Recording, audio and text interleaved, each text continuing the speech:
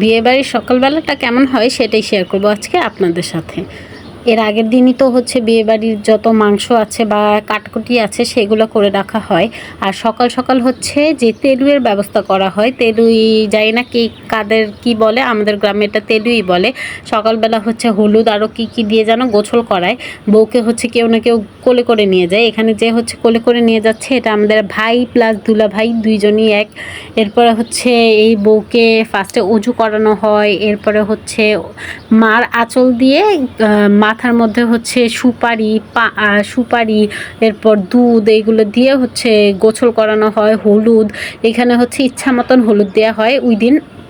এই যে বউকে হচ্ছে এখন হলুদই দিয়ে দিচ্ছে, কিন্তু বোর হচ্ছে যে আম্মু থাকে, বোর আম্মুর আঁচল দিয়ে এইগুলো করিয়ে দেয়। এরপরে হচ্ছে গোসল করানো হয়, এরপরে আবার কোলে করে নিয়ে আসা হয় বউকে। ওই দিন কোলে কোলেই করে ঘোরানো হয় আর কি।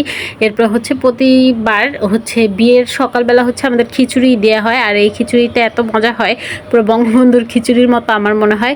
এরপর হচ্ছে সকাল সকাল রান্না বাড়াও শুরু হয়ে যায়। এখানে হচ্ছে পায়েস রান্না করছিল।